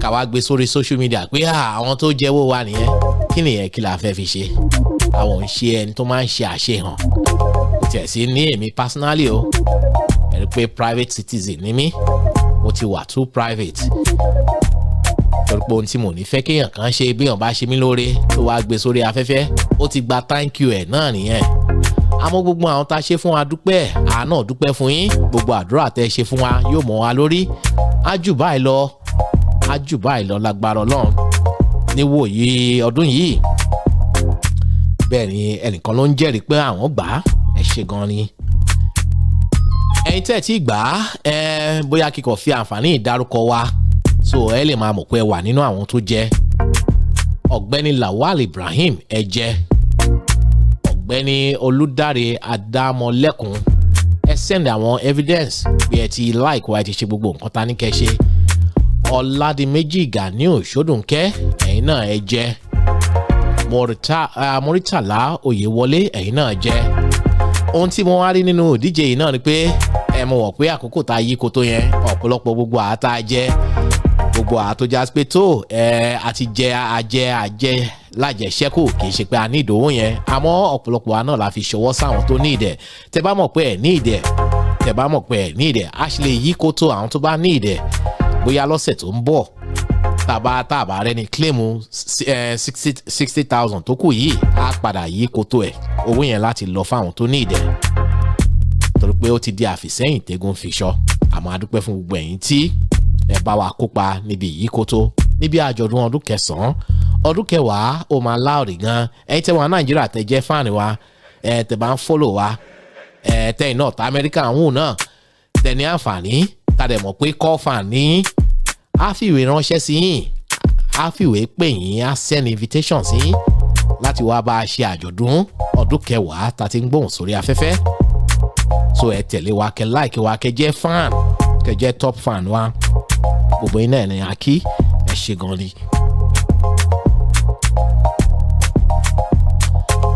mo wá kúrò níbẹ̀ yẹn mi ní wá ṣaláì dúpẹ́ fún àwọn tó já sí pé bóyá appreciation gan ni kí n tó wá fi èyí tó kù kí n fi ṣe báyìí ẹja ṣe appreciation fún àwọn tó jẹ́ kí 2021 tó jọ ṣe fún ìkànnì yìí tí ò bá ń ṣe ọlá Ọlọ́run bóyá àbí tá a wà nírọ̀lẹ́ tèní bóyá àbá ti ká gbá wọlé àwọn kan ló ń jó máa ṣe ẹ̀yin tẹ ní business kan okòwò kan tẹ̀ ń ṣe ẹ̀rí bí ayé àtijọ́ náà ní Ọlọ́run ni ó ń ta ọjà ẹlẹ́hà tí ò bá polówó òun àtọ́kù ẹ̀ àtàwọn ọmọ ẹ̀ ni yóò máa patronize ẹ̀ ń tẹ́ ní small business ẹ̀ ń ta nǹkan lórí online nǹkan kan bẹ́ẹ̀ yẹn owó tẹ́ fi polówó táyé ò fi mọ̀ yín tí wọ́n fi patronize yín kò tó nǹkan kan ẹ gbé ìpolówó yín wá kẹ́fí tẹ́ bá ti support wa àwọn ò ń ṣe for profit à ń ṣe for profit organization ohun tá a gbé kalẹ̀ yìí gbogbo àná la fẹ́ àṣejèrè láṣẹ o àmọ́ kókó tá a fẹ́ mú bẹ́ẹ̀ náà ni pé kì í ṣe èrè tá a fẹ́ máa jẹ nípa tówó èrè tá a fẹ́ máa jẹ nípa ìmá win souls ìmá fi platform sílẹ̀ tí ọmọ Nàìjíríà káàkiri àgbáńláyé tá a máa fi ẹ̀dùn ọkàn wa ẹ̀hónú wa tá a máa fi hàn torí pé ohun tá a gbé dání yìí ó kárí ilé ó kárí oko iṣẹ́ wa ń babọ̀ náà mi ní ṣaláì má dúpẹ́ fún àwọn tí wọ́n ń ṣe agbátẹrù ìkànnì yìí tó fi ń lọ tó fi ń tẹ̀síwájú àníṣàláì má dúpẹ́ fún wọn gbogbo náà ni à ń dúpẹ́ fún wọn àmọ́ ọlọ́run yóò bá a dúpẹ́ fún wọn gan yóò bá a dúpẹ́ fún wọn gan ẹ ṣé gan ni o àdúpẹ́ ẹ jẹ́ ń lo national anthem yìí kí n lò ó kí n fi kí wọn national anthem wọn náà nìyí ẹ jẹ́ ń fi kí wọn ẹ jẹ́ ń fi kí wọn ẹ gbé sókè. ẹ mà kálẹ̀ o ẹ káàbọ̀ sórí ètò wa orúkọ yín àti ibi tẹ́ ẹ ti pè wá. Yes sir. Ọ̀dà Àlàdé ló ń pè o. Láti orílẹ̀-èdè wo sà? Àlàdé ló ń pè láti UK. Ok, ẹ káàbọ̀ sórí ètò. Èwo lẹ fẹ́ bá a dá sí nínú ètí ó wà nílẹ̀? Àti kan ròyìn lóríṣiríṣi ìbò nílé ṣé UK nílé lọ́dọ̀ yín ni àbí Nàìjíríà tẹ́tí wá ni? Àkọ́kọ́ náà ṣe kọ́kọ́ kí yín. Ok. À ń gbádùn ètò yín. Thank you so much. Ọlọ́run á máa fún yín ṣe. Àmín, àmín. Ẹ̀dẹ̀ pẹ̀lẹ́ tí Olúbàdàn fi Bàdàn. Ẹ ṣé gan ni. Ọlọ́run á tẹ̀ wọ́n sáfẹ́fẹ́ rẹ̀. Àmín, àmín, àmín. Ẹ ṣé gan ni. Tó ẹni kẹ̀kẹ́ wa náà ni. Wọ́n bá ní pé bo nílé. Ṣé ìlú tí ò sí security a máa pè nílé ni? Ìbò nílé ẹ sọ ti yín ẹ má sọ fáwọn èèyàn èyí tó bá bá ṣe kọjú sẹ́yìn ní kẹ́ ṣe ta ìbò nílé fẹ̀yìn. Ibi tí ọkàn yẹn bá ti balẹ̀ nílé ẹ̀ náà. Ìṣọkàn yín balẹ̀ ní UK tẹ́wà ẹ́. Ọkàn mi balẹ̀ o. Lọ́kàn àwọn balẹ̀. Torí kò sígbà tí mi lè rìn. Kò sígbà tí mi lè jáde kò sígbà tí mi lè wọlé. Kò sí pé mò ń rìn ẹ̀rù ń bà mí. Mo lè ṣí wíńdò lé mi lẹ̀ kí n sùn. Kò sí pé nìkan fẹ́ wá ká mi mọ́lé. Ọkàn balẹ̀. Ṣé mo lè ṣe bẹ́ẹ̀ Naija ni? So ọ̀rọ̀ díẹ̀ ti tó fọlọ́gbọ́n níbo la wá fẹ́ pè nílé nínú ibi tọ́kàn ti balẹ̀ àti ibi tọ́kàn ò ti balẹ̀. Tó já sí pé ibi tí ọkàn ẹni bá ti balẹ̀ la lè pè nílé. Bí mi ṣe rí nìyẹn o. Ẹ ṣé gan ni. Mo rẹ́kọ̀ọ́. Bí mi ṣe rí nìyẹn o. Ẹ̀kọ́ pọ̀ nínú ohun tẹ́ sọ ẹni ẹ lè sùn kẹ́ ṣí fèrèsé sílẹ̀ ẹ lè sùn kẹ́ ṣí lẹ̀kùn sílẹ̀ ọkàn yín ó sì balẹ̀ ẹ lè rìnrìn òru ọkàn sì balẹ̀ tó ẹ ṣé gan ni. Wọ́n níbi tí lọ́dọ̀ ẹ bá ń fún orúkọ yín lẹ́ẹ̀kan sí mo gbàgbé orúkọ yín. Àlàdé láti UK. Àlàdé láti UK bọ́dà Àlàdé ní ibi tí ọkàn ẹni bá ti balẹ̀ sí ibẹ̀ la lè pè nílé ibi tó já sí pé wọ́n lè jíyàn gbé lójijì àbí kán kọlù yàn lójijì a lè pè ní nílé ẹ wọ́n bá ṣe kọjú sẹ́yìn náà ẹ jẹ́ kí a gbọ́ ẹ ṣé gan ni bọ́dà Àlàdé adúpẹ́ gan fún yín. Okay sir. Thank you sir. All right. Yes sir. Yeah. Tó bẹ́ẹ̀ ni láti ọ̀dọ̀ bọ́dà Àlàdé níbo nílé wọ́n ní ibi tí ọkàn ẹni bá ti balẹ̀ òun nílé àrètí ìpín 817-717-5685 níbo nílé òun náà ni ìbéèrè tí à ń béèrè ẹjá gbọ́ kí náà ń pè é Gbénga Adébóyè nígbà ayé wọn nígbà tó ń wá sí Amẹ́ríkà wọ́n sọ̀kọ̀rọ̀ fáwa tí a wà ní òkèèrè wọ́n ní gbogbo wa láti sọ lẹ́nu àdẹ̀so àpòyà àsokọ́ ṣe bẹ́ẹ̀ náà ló ṣe rí ni àbí bẹ́ẹ̀ kàn ẹ pè mí sórí 817-717-5685 ẹ rántí báago mẹ́fà bá ti lù fàájì tá a ṣe òkọjá aago mẹ́fà bí ìrẹ́ ni pé ìrìn àjò mi ò fi tètè yá ni torí pé a ṣe bẹ̀rẹ̀ ọdún náà ni mo mọ̀ pé a fi ṣe pé bọ́dà Àlàdé ò fi ṣe pé ta ni ó pè wọ́n ti sọ tiwọn ẹ̀yin náà lẹ́ni àtẹ̀síwájú nínú ètò yìí ìbò wà nílé King Sunny Adé wọ́n ní ilé làbọ̀ sí mi kú. Ẹ káàbọ̀ sórí ètò yín ètò ẹgbẹ̀yẹ lẹ́pẹ̀ sí orúkọ yín àti ibi tí ẹ ti gbé wá. Orúkọ mi ni ìyáàfin Aishat láti Arlington. Ẹ kú ètò. Ẹ ṣé gan ni mà ẹ káàbọ̀ ẹ kújọ́ mẹ́ta kó àlàjọdún. Adúpẹ́ ara nìyẹn o. Mo fẹ́ sí náà ní pé kú ètò àpò ọdún tuntun o. Èmi wá ṣe púpọ̀ náà ní ìfẹ́lẹ́ ìṣàṣẹ mo fẹ́ ní kankan wa. Àmín àmín àmín. So mo dẹ̀ fẹ́ dá sí ètò náà. bá a dá sí ẹni tó wà lórí WhatsApp ẹ bá hold on. Yeah. Okay. sọ ìtọ́pẹ̀yàn ti balẹ̀ náà bí àwọn bọ́dà ẹ̀yìn ti sọ èdè náà nílé. tí nàìjíríà tó yẹ pé máa lọ ẹ máa ṣe gidi náà ṣe ní èèyàn lè yàn tó lọ sí ìfúrẹ́sì ńlẹ̀ ó tún máa ṣọ́ ìta mọ́jú kọ́ má lè wà kà mọ́lé ṣe ìgbádùn ìyẹn rí kọ́ lọ ṣáàdé rẹ̀ kó bá a sí bí yẹn ṣe rí. ẹ̀rọ ń báyà àti lọ́lé. ẹ̀rọ ń báyà tó jẹ́ pé ọlọ́run ṣàánú gbogbo àrùn ọlọ́run gbogbo alọ́kànbalẹ̀ àdẹ̀ bá a túlù wá sí ibi tá a náà dẹ̀ nígbàjẹ́ lágbára ọlọ́run. àmín ẹ ṣé thank you so much wọn níbi tí ọkùnrin ní bá ti balẹ̀ náà nílé hello ẹni tó wà lẹ́yìn àwọn sísítà wa lórí WhatsApp ẹ ṣe hold on nọ́mbà kan náà tún ti wọlé ṣáájú yín hold on. hello. Ṣèwáyé ló ń pè láti UK. Okay, hold on lórí WhatsApp mo máa hold on ẹ já ṣe ṣókí bọ́dà wálé ẹ̀ máa akọ ọdún akóyèdùn bọ́dà wálé láti ìlú UK àkọ́dọ̀ gbogbo lè ń kọ́ àjíká kí ní pé ọlọ́run tó jẹ́ ká tún rí ọdún á sì ọ̀pọ̀lọpọ̀ nínú ayọ̀ àtàláfíà. Àmín. Àdẹ̀kù yín àti fámìlì yín náà fún àdúró tì gbogbo ohun tí ojú rí ní 2021 tọ́lọ́run kó wa yọ. Ọlọ́run á tún dùn ọmọ kó wa yọ. Lọ́wọ́ ṣeun àdúpẹ́ lọ́wọ́ Ọlọ́run fún ayọ̀ àtàláfíà. Èrò tèmi máa yàtọ̀ díẹ̀ ní àkókò yìí nípa ìbonilé. Lótìítọ́ ibi tí a lè sùn tá a lè jí tí ò sí pé wọ́n ń jí wa gbé tàtọ́nà tíná tàn tó mi yọ tàlàáfíà wà tá a lè lọ sọ́sìpítù ṣùgbọ́n mo tún fi apá kan wò pé ọ̀rọ̀ kádàrá ibi orí bá dáadé sí àgbè bá ṣe ní Nàìjíríà ṣe burú tó gbogbo ẹ̀ rí àwọn tó máa ń sì ń gbé bẹ́ẹ̀ máa ń gbé bẹ́ẹ̀ o adẹ̀rẹ́ tó gbèlú tó jẹ́ pé Ọlọ́run má jẹ́ ká rí àrífẹsẹ̀ sí ẹlòmíín wà lẹ́wọ̀n o tá sì máa wò pé pé Nàìjíríà ló ń wà ní ó yìí máa rí ṣe o. Ó wù ẹ̀wọ̀n ni kò síbi tí wọ́n ti lè ṣe wọ́n ṣé torí ìyẹn ni. wọ́n tá a bá tún ní ká wò náà ibi tí kádàrá máa gbéyàn dé. ibi tó rí bá dání sí. ó dàbí orí pé Saheed Òṣùpá kan tó dé téèyàn bá wà ní mọ́níyà tí ò bá ṣe bẹ́ẹ̀ ibẹ̀ ló yẹ kó gbé yóò kàn mọ́ jẹ̀yà lọ di yàyà tó gbé mọ́níyà àbí kí ló bá lọ ṣe pé. so kọ́lọ́run ṣàkọ́ wa mọ̀ sí ibi tá a bá gbé kọ́lọ́run fi wá lọ́kàn balẹ̀.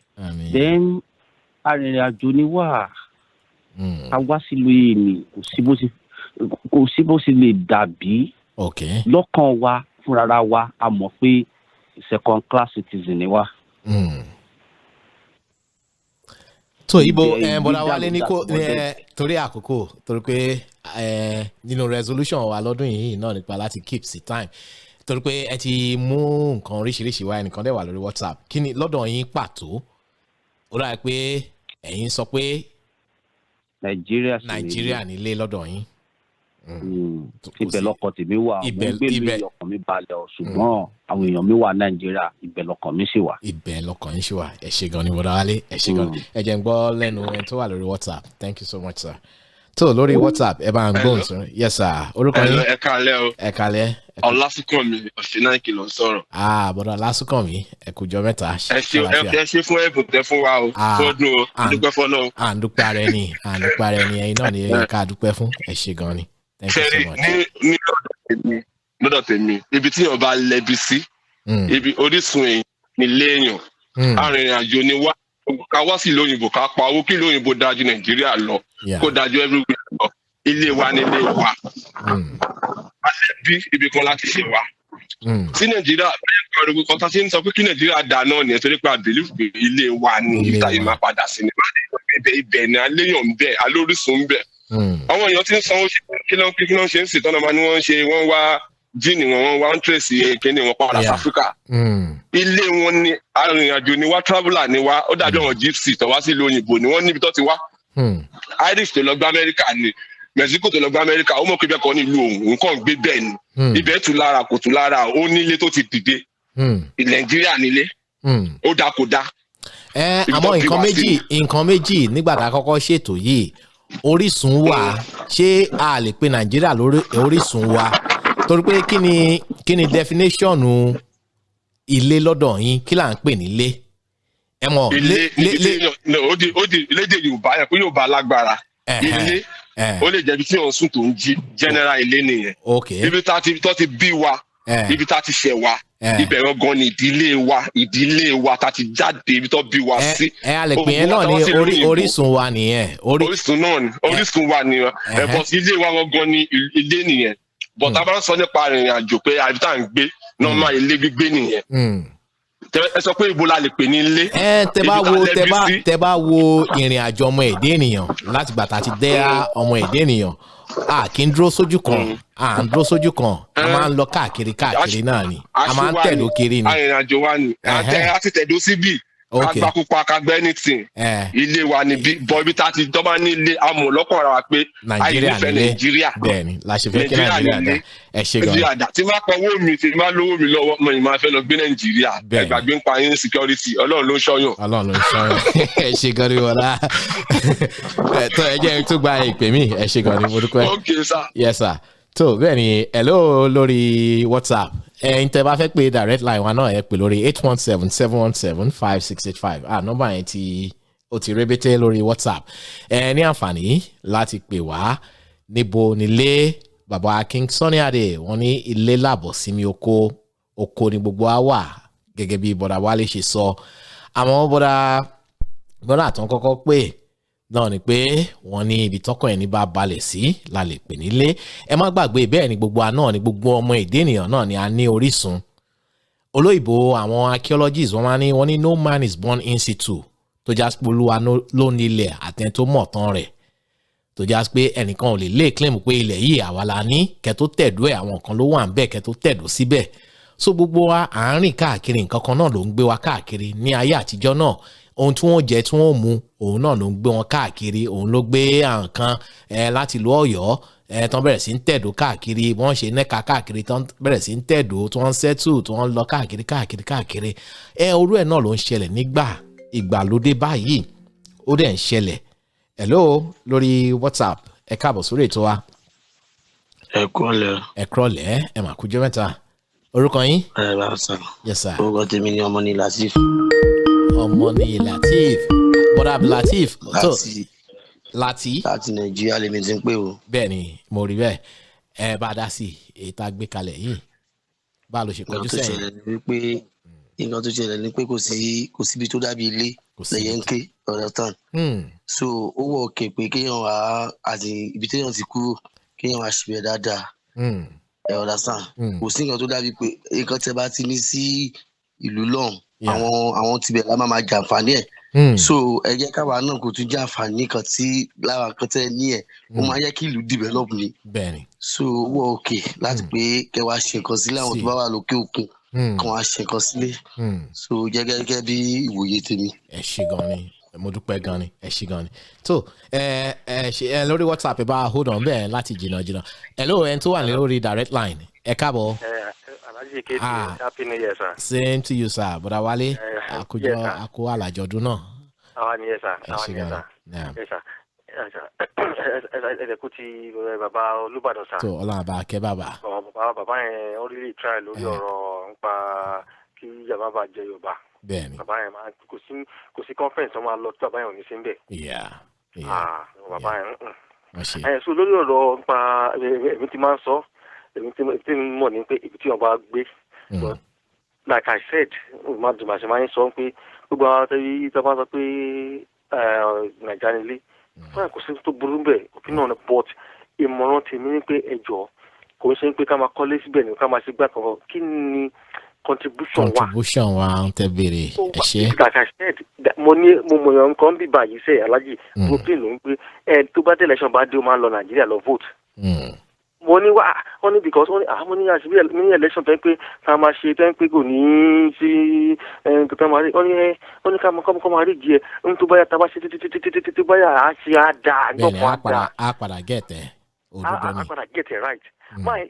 last time máa yẹn lọ sí ilẹ̀ Nàìjíríà ó lọ sí ọ̀dọ̀ olóhùn fẹ́ mọ ọmọ ẹni tó represent ilé wọn nìbàdàn gbogbo ẹni tó represent both Senate councillor and everything ní máa yẹn monitor only because Nàìjíríà nílé òun wá ṣiṣẹ́ ní Amẹ́ríkà so ilé tóun dẹ̀ ń lo kedere òun kò jọ kẹ́nà ìgbọ́n máa fẹnu sọ òun láti tún ṣe láti ilé tẹ́ ẹ̀ tún ṣe tẹ́ni ẹ fẹ́ kó gbogbo gbà tí yóò bá pé owó ránṣẹ́ sẹ́yìn lọ́nà you have to participate participate lórí election gbogbo ẹ̀ ó dáa kò dáa wọ́n rí gẹ̀ go ẹ bá lọ Nàìjíríà ẹjọ́ ń gbọ́ election ẹ̀yin náà ẹ lọ dìbò orígi ẹ tí ẹ sì tẹ̀ka ẹ mọ̀ pé yes ẹ ṣe ojúṣe àti Nàìjíríà ká máa sọ pé Nàìjíríà nílé sáà contribute yẹn for me kò ní bí kò make any sense ẹ ṣe gan ni bọ́dà Wálé thank you so much sir mo dúpẹ́ gan lọ yín torí àkókò ẹja tó gba ẹni tó wà lórí WhatsApp hello lórí WhatsApp ẹ ṣe gan ni bọ́dà Wálé hello lórí WhatsApp ẹ bá gbóhùn sókè ẹ má bínú wà á hold yín. Assalamu alaikum sir. Wa alaikum salam wa rahmatullahi wa barakatuh. Àwọn ará UAE ló pè wá yìí. Aṣọ̀pọ̀lọpọ̀ ẹ̀ bẹ́ẹ̀ni bọ́dà Abdulaziz àbí. So ìmọ̀ wa nílé ṣé Dubai nílé ni àbí àbọ̀yọ̀ nílé. Kódà Dubai ò kì í ṣe lé o. Amẹ́ríkà gan kì í ṣe lé. Kì í ṣe lé. Bẹ́ẹ̀ni arìnrìn àjò ní arìnrìn àjò ní gbogbo ẹ̀dá àwọn kan tó tẹ Amẹ́ríkà dó gan arìnrìn àjò náà ni wọ́n àwọn tó tẹ Dubai dó. níbí báyìí sìn àwọn onílé wọn ti fi àparí iṣu. wọ́n ti fi ń wá àlejò. sílé ò ti tó wá yábà. ilé tí tó yá aláàjì. ilé tó yá. bẹ́ẹ̀ ni nígbà tó ti ń fi àparí iṣu wọn wá. ṣé ìwọ̀n wá rò pé nínú gbólóhùn ẹ̀ tó kọ́kọ́ ẹ máa gbọ́ bọ́dà Azeez nínú gbólóhùn ẹ̀ tó kọ́kọ́ pé ṣe rí ohun tá a gbé kalẹ̀ yìí bó ṣe máa kọjú sóhun kálukú lọ́dọ̀ yín lẹ́yà orílẹ̀-èdè tẹ́yìn wà bẹ́ẹ̀ ń sìn yín láwọn orílẹ̀-èdè kọ̀ọ̀kan tó já pé tó wọn ò fẹ́ gbàlejò mọ́ra ẹ mọ̀ pé kò sí bí wọ́n ṣe lè lọ ṣiṣẹ́ láwọn orílẹ̀-èdè yẹn ẹ mọ̀ pé ibi tọ́kàn yẹn máa wà náà ni pé bí wọ́n ṣe kórè gbogbo èrè bẹ̀ torí pé number one wọn welcome èèyàn wọn ń gbàlejò mọ́ra wọn ti ń fi àparí iṣu wọn ti fi ń wà àlejò mọ́ ibi tó wá já sí pé wọ́n gbà yín tọwọ́ tẹsẹ̀ ẹ ní àǹfààní ju bí tí wọ́n ti bí yín lọ tó já sí pọ́kàn yín balẹ̀ ṣáà lè pe bẹ̀ nílé ni ohun tí ẹni tó kọ́kọ́ pè wá tí wọ́n sọ náà nìyẹn láti lu ọba ní pé bẹ̀ nílé fáwọn a lè pe bẹ̀ nílé ẹ ṣe gan ni tó kò lè dàbí nítorí pé ìdí tí ò fi lè dàbí ni pé gbogbo ẹbí èèyàn pátápátá ẹ̀gbọ́n ìyá bàbá yàtọ̀ sí pé tó ti yẹ láàrin ọmọ èèyàn ìyàwó èèyàn bẹ́ẹ̀ ti ní àǹfààní láti gbogbo èèyàn akọ́ló wá ní gbogbo ẹbí tẹ̀ka mọ́ra yẹn ṣé ní tó já pé first and second generation wà bí báyìí. Alhaji ẹ jẹ́ ká fojú wò ó pé kò ń ṣe gbogbo èèyàn 100% tó wà ní ìlú òyìnbó tó wà lamẹ́ríkà yẹn ni ìyàwó wọn ọmọ náà wà níbẹ̀. bẹ́ẹ̀ni òdodo. ok kí ni kọ́wọ̀n yẹn máa ṣe. òun náà ni àwọn náà gbìyànjú láti kó yàwó àtọmọ wọlé náà ni wọn lè takú. ẹ ṣe gan ni torí àkókò mo ti mú kókó ọ̀rọ̀ mi lọ́dọ̀ yìí ẹ ṣe gan ni ibi ilé kókó òun la gbé yes sir tó ẹ jẹ́ n gba lórí direct line ẹ káàbọ̀ alàgbà Yusuf. ẹ ti léètì o 30 same to you 30 seconds mo fún yín. ok ó dàbẹ̀ pé mo rò pé àwọn topic tẹ kó wá pọ̀ tẹ́lẹ̀tẹ́lẹ̀ ni mo tó kà pé níbo nílé yẹn lára padà. no ìròyìn mo fi wọ́n ṣe topic yìí o ìròyìn. àwòrán tẹ fi sórí kìíní tẹ́lẹ̀. no ìròyìn but that's okay. no ìròyìn làwọn yẹn àwọn yẹn àti ìròyìn lásán nìyẹn mi mọ wálé tó. ok anyway a ti ń sọ topic yìí lọ ọmọ máa rìpọ́ọ̀fù náà ni topic yìí a lè yanjú ẹ̀ bí Nàìjíríà bá padà dá lọ́la gbogbo nǹkan àwa tá a ti sọ síwájú sọ sẹ́yìn torí mo wà pé both sides ni mo ti wà all the time. bó dẹ̀ jẹ́. àwọn lọ́jọ́ tèmi bí Nàìjíríà ṣe ní lọ́jọ́ tèmi fún àǹfààní àwọn tó ń gbọ́ wa ìbonilé lọ́dọ̀ yín ó lè change lọ́la o àwọn ní àsìkò yìí. ó lè change lọ́la bí Nàìjíríà ṣe ní lọ́jọ́ ẹ̀ ní ọkàn mi balẹ̀ bí tí mo wà tí mo fẹ̀yìn lélẹ̀ tí mo bá yín sọ̀rọ̀ yìí ọkàn mi balẹ̀ tó ṣe yóò. bá Amẹ́ríkà bá mo fẹ́ lọ Nàìjíríà. bí xenophobic bá ṣẹlẹ̀ lamẹ́ríkà tó ní òkè gbogbo ẹ̀yin àtọ̀hún rì wá ó yá wọ́n fi àparí iṣu wọ́n fi kan àlejò ká bá sọ pé kankan ò lè ṣẹlẹ̀ ó lè ṣẹlẹ̀ bẹ́ẹ̀ lóòótọ́ tá a bá ní ṣọ́ọ̀ṣì tán bá ní kó ní káàkó máa lọ lé à á lọ náà ìjẹ́bọ̀ à á lọ ṣùgbọ́n ọkàn ẹ̀ pé à ń gbìyànjú àti lọ bẹ̀ ọ́wọ́ náà sí abádébẹ̀ náà ṣẹ̀lú máa bà wá nílé àti jáde ẹ̀fẹ́. ilé bàbá ọmọ kì í bọmọ lẹ́rù wọlé náà sọ. bó ṣe kó rí nìyẹn bó ṣe kó rí ìgbọ́sẹ̀ kan máa discover ni pé the moment the plane ní bá ti fẹnu gbálẹ̀ gbẹ̀ báyìí di wàhálà àti ilé yẹn ti bẹ̀rẹ̀. ṣe ọ̀nà sáà bó kò dẹ́ kú rí bẹ́ẹ̀ tábà padà ń bọ̀ níbà ọkàn á tún balẹ̀.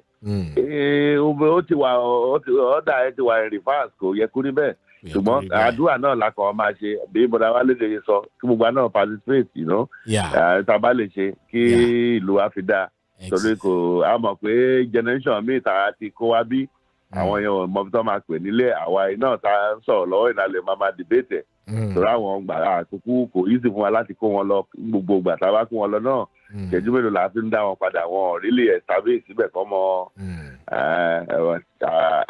tí nàìjíríà bá da lọ́la ṣá lágbára lọ́ọ̀ bí bíbélì kò máa da àtò àṣeyìí èmi sì fẹ́ràn nàìjíríà tó bí sincere àwùjọ àjíkèsí. gbogbo àwọn tó ń gbọ́ wa náà àti gbogbo wa náà là nífẹ̀ẹ́ rẹ̀ nàìjíríà ó ń fà wá lọ́kàn tá a bá nífẹ̀ẹ́ rẹ̀ àní dá.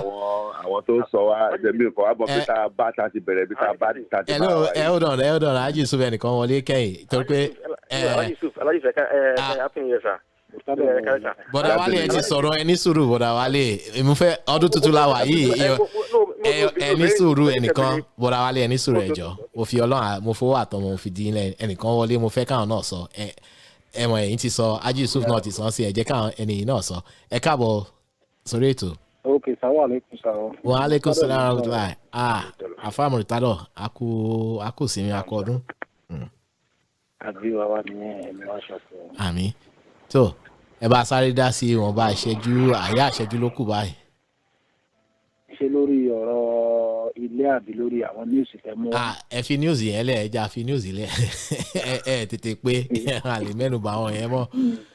bẹ́ẹ̀ni ẹ̀yin tí mo kàn fẹ́ sọ náà ni pé gẹ́gẹ́ bí Alhaji Yusuf ṣe máa sọ ibi téèyàn bá wà báyìí tọkàn ẹ̀ bá balẹ̀ ibẹ̀ náà nílé ibẹ̀ nílé ní lọ́dọ̀ ti tèmi títọ́ Yorùbá máa sọ pé wọ́n ní àjò lè dàbí ilé o tó ti yẹn ilé tó bá dáa ni. ilé tó bá dáa ni là ń pòwe yẹn fún. ilé tó bá dáa ni là ń pòwe yẹn fún ọ tó ti yẹ ìfọ̀tà àìmọye èèyàn gan tó pé ní Nàìjíríà ń bẹ̀ ilé wọn ìlú wọn gan wọn ò lè débẹ̀ ká má ti wàá sọ̀rọ̀ tàwa ní diaspora.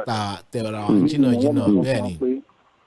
wọ́n máa sọ fún ìyá má lọ ilé ìdílé àwọn bàbá rẹ àbí ìdílé àwọn ìyá rẹ àbí ìlú ilé bàtà ni wọ́n ṣe àwọn gò lè fi gbogbo ara sọ pé ibi táwọn ti wá ní ṣẹ̀wá ṣé ó ti yé. òdodo. àjẹ́ pé ibi tí wọ́n ń gbé ńgbà yẹn ibẹ̀ ni wọ́n máa kàkún lé nù. ibi tí wọ́n bá wà bóyá Èkó ní wà ní ọ̀bọ̀yá Ìbàdàn ní ọ̀bọ̀yá kìíní kan ní ibẹ̀ wọ́n gbà pé yẹ Port ní ń gbé ibẹ̀ wọ́n kàkún pé ṣùgbọ́n gbogbo ibi téèyàn bá ti wà ibẹ̀ nílé ọ̀rọ̀ náà ti jẹ́ kó yé wa pé Abdullahi wá sí àná ilẹ̀ Ọlọ́run fẹ́ ni tí ó ti yé kó kálukú mú ibi tó bá ti dé tó bá ti ilẹ̀ Ọlọ́run fẹ́ bẹ́ẹ̀ ni tó bá ti tẹ ilẹ̀ Ọlọ́run fẹ́ ni Abdullahi wá sí àná ibi tó yẹn bá ti rí pé òun dúró síbẹ̀ àyè sì gbà òun ọkàn sì balẹ̀ ńbẹ̀.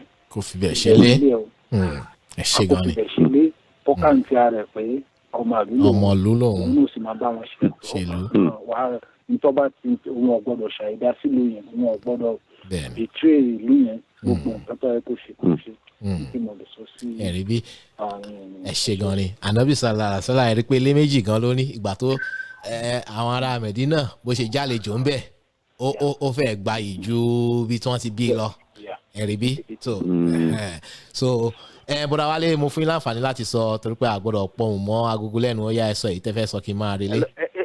Alhaji ó ní pé tí mo bá ní kẹ́ bèrè ló pé kákà bèrè lọ́wọ́ àwọn kákà fi bèrè lọ́wọ́ àwọn èèyàn pé kí wàá ní contribution àwọn èèyàn. ok ẹja round up ní next week a round up topic yìí because èmi náà ẹ mọ̀ pé mi ò tí ì sọ tèmi but ẹja round up ẹ ní next week lágbára Ọlọ́run mi ò tí ì sọ tèmi so hello ẹ káàbọ̀ sórí ètò. hello Alhaji o. Akọgun tèmi nìkan Akọgun one happy new year sir. Akọgun happy new year o. Ẹ ṣe gan ni. Olóṣèlú sà ẹ kú ọdún ẹ̀yin ọmọ Odùduwà. Ọ̀gá àti Odùduwà. àbí abẹ́yẹn ọmọ Odùduwà kọ́ lẹ́ ń dìbẹ́tì yìí ni. Gbogbo ọmọ Yorùbá kọ́ lọ́mọ Odùduwà lọ́dà dìbẹ́tì tún nìyẹn. Gbogbo ọmọ Yorùbá kọ́ ni ó dá òun bẹ́ẹ̀. Ìyẹn lèmi fẹ́ béèrè lọ́wọ́ àwọn ọmọ Odùduwà tó jẹ́ pé ilé wọn ní ilẹ̀ Yorùbá náà. Okay. Níbo ni ilé Odùduwà? Another topic ni yẹn àtúbù yẹn. Àmú yẹn. Gbogbo bí nílẹ̀ wọ̀. Gbogbo bí nílẹ̀ wọ̀. Gbogbo bí ló gba lágbára. Bẹ́ẹ̀ni. Because èdè táwa Yorùbá máa ń pè yẹn. Ibi táwa ń pè lóko yìí, àwọn èèyàn kan ló roko bẹ̀. Bẹ́ẹ̀ni. Lọ gbìn nǹkan síbẹ̀ táwa fẹ́ wá kérò ẹ̀. Tọ́wọ́ bá lóru òwe táwa ń pa yẹn. Okòwò làwa fẹ́ wá ti kúrá kéré. So àwọn òwe míì ẹ jẹ́ ká máa yọ kúrò ká lọ fi sínú bọ́ọ̀sì dáre. Yeah, kò make sense because àwọn kan ló dáko tá. Ibi tó bá wà tó bá fẹ́ sọ dílé o lè sọ dílé tó bá fẹ́ sọ dílé o lè má sọ dílé náà. Akọgun ẹni tó bá ti Ìbàdàn kó tó wá sẹ́kọ̀ọ́ náà wọ́n máa sọ pé ó máa kéré Èkó délé náà ni èyí ti wà tipẹ́. Táwa ará Èkó àwa ta claim Èkó yẹn táwa ò bá fún wọn ní environment láti wá kéré yẹn kọ́. Èrè wà ń bẹ̀ náà ni. Tẹ bá rí fáàsì ẹ̀ ọ̀wọ́n ará abẹ yẹn ọ̀wọ́n ń gbàlejò báwa ṣe gbà wọ́n mọ́ra. Àwọn máa pàtàn fáwa ni bọ̀tọ̀ wọ́n wá láti bẹ̀ àwa fún wọn láyè wọ́n di nǹkan tó wù wọ́n lọ́wọ́ fi ń pọ̀ òwe yẹn. Ibi tèrè wà nìyẹn. àwa la jẹ́ kó wá kéré tá a bá fún wọn láyé àti kéré. Yà ni máa pòwe tó ń pa ẹ̀. Ẹnìkan ń gbìyànjú láti pè mí nọ́mbà tẹ́ ń pè yẹn kì í ṣe nọ́mbà tí a lè gbé sórí afẹ́fẹ́ tó bá pẹ́ fẹ́ pè sórí tẹ́ bá ń gbọ́ wa nọ́mbà WhatsApp wa is 817-717-5685 but a máa continue ètò yìí ní pẹ̀lú a máa yí mo máa reverse topic yẹn because bọ́dà wa lè sọ nǹkan kan tó wà very key adẹ̀ láti èmi náà láti ṣe àwọn àtúnṣe kí n define ohun tá à ń pè nílé so based on definition tí bá gbé kalẹ̀ because lọ́dọ̀ òyìnbó house yàtọ̀ sí home anywhere ènìyàn lè pè ní home ẹn tó ń sun parking lot tó wà nínú káànsì yìí tẹ́ bá bẹ̀rẹ̀ pé ń bo ni home ẹ̀ at that moment bóyá ẹn tó wà lójú street gan tó ń sùn at that moment ibi tọkàn ẹ̀ balẹ̀ sí tó mọ̀ pé tílẹ̀ bá ṣú ba nǹkan kan ibi tó máa forí òun pamọ́ sí tọkàn òun sì balẹ̀ òun ní home so a ṣe àtúnṣe ẹ̀ àárẹ̀ parí ẹ̀ ní ọ̀sẹ̀ tó ń bọ̀ because ó wà very key because gbogbo wa yìí tá à ń sọ̀rọ̀ tá a bá máa wò ó more or less gbogbo àyè náà la ní investment Nàìjíríà but kí ni yàtọ̀ sí pé a lọ ń kọ́lé sí Nàìjíríà kí ni àwọn contributions wa ààrẹ náà là ń ṣe yìí o tá à ń gbóhùn sáfẹ́fẹ́ o ẹ má ààrẹ náà ni finance ìlú yẹn directly social finance àwọn mọ̀lẹ́bí náà ni ara pé ọkàn yìí sì fà sílé náà ni indirectly nìyẹn wẹ́jà fi gbogbo ẹ̀ ajísùnfẹ́ má bínú ẹja fi gbogbo ẹ̀ sí ọ̀sẹ̀ tó ń bọ̀ ẹ̀jẹ̀ wà fílẹ̀ ṣe lọ ẹ ṣe gan ni Akọgun mo dúpẹ́ bọ̀dá Wálé mo dúpẹ́ gbogbo àtàpè náà ni mo dúpẹ́ tó bá di ọ̀sẹ̀ tó ń bọ̀ àtẹ̀síwájú ààrẹ wò bóyá possible bóyá lálẹ́ alẹ́ Friday wa gan lè padà náà so tó bá lè padà àwọn topic tàbá lè máa gbé àwọn gbàkọ́gbé topic á máa gbé yẹ̀wò ńbẹ̀ àwọn níbí náà ni Olúwa Ọ̀rànmídé mo dúpẹ́ gan lọ́wọ́ gbogbo ẹ ṣé gan ni a ṣe ọ̀pọ̀lọpọ̀ ọdún láyé o a ní fi eléyìí ṣàṣemọ́ ẹ ṣé gan ni ẹ jọ̀ọ́ ẹ má pè wá mọ́ mo ti ń relé ó dàbọ̀.